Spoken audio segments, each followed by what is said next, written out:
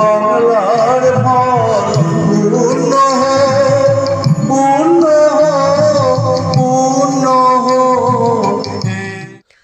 পয়লা বৈশাখ অর্থাৎ বাঙালির নববর্ষ। এই দিনেই বাঙালির এক আবেগের দিন, একে অপরকে কাছে টেনে নেবার দিন। মাননীয় মুখ্যমন্ত্রী মমতা বন্দ্যোপাধ্যায়ের নির্দেশে রাজ্য জুড়ে বাংলা নববর্ষ ও পশ্চিমবঙ্গ দিবস পালিত হলো। কোথাও প্রভাত ফেরি, রক্তদান, মনীষীদের শ্রদ্ধা, বয়স্কদের সম্মান জ্ঞাপন সহ সামাজিক অনুষ্ঠান পালনের মধ্য দিয়ে দিনটি উদযাপন করে শাসক দল তৃণমূল কংগ্রেস। মহেশতলা পৌরসভার 20 নম্বর ওয়ার্ডে এক অভিনব উপায়ে পালিত হলো নববর্ষ। পৌরমাতা শুভ্রা চক্রবর্তী ও তাপস চক্রবর্তী এলাকার প্রবীণা মহিলাদের বরণ করে তাদেরকে কুর্নিশ জানানো হয়। এদিন প্রায় শতাধিকের বেশি এলাকার 70 বছরের ঊর্ধ্বে মহিলাদের সম্মাননা প্রদান করা হয়। কপালে চন্দনের টিপ ও উত্তরীয় পরিয়ে তাদেরকে মিষ্টিমুখ করানো হয়। পৌরমাতার এহেন উদ্যোগে খুশি সকলেই। কাকিমা কেমন লাগলো?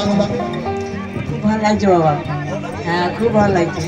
আমি তোমাদের অনুষ্ঠানে আসতে পেরেছি, আমার খুব ভালো লাগছে। ভালো হয়েছে, খুব ভালো। তোমায় আশীর্বাদ করি।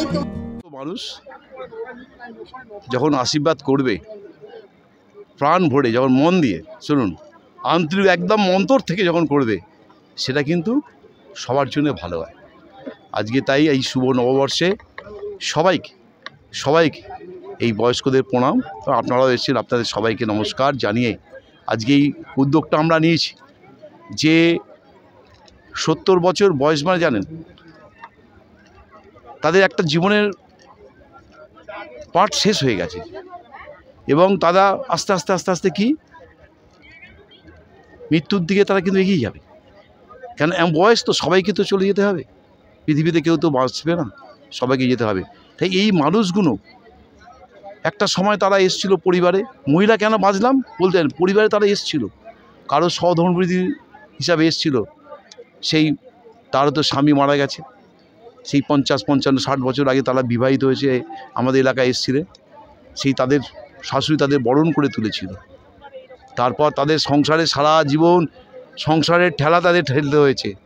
স্বামী স্ত্রী সংসার, ছেলে মেয়ে, দুঃখ শান্তি অশান্তি ঝামেলা, কত কিছুর মধ্যে দিয়ে জীবনটা অতিবাহিত করেছে।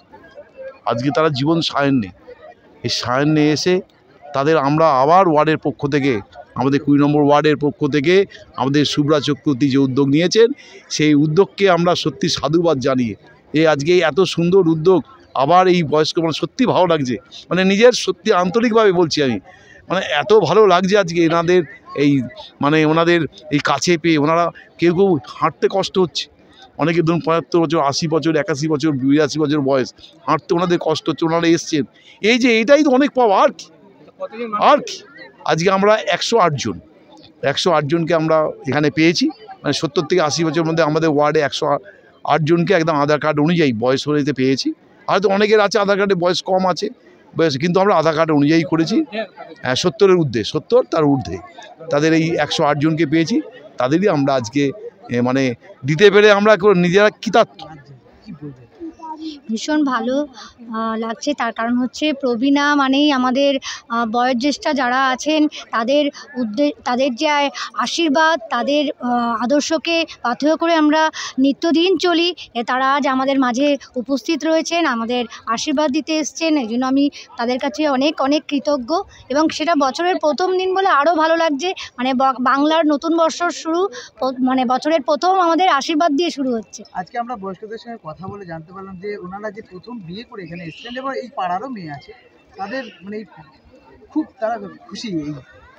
কেমন লাগছে? ভীষণ ভালো লাগছে। তাদের ভালো লাগার জন্য এত বড় অনুষ্ঠান করা।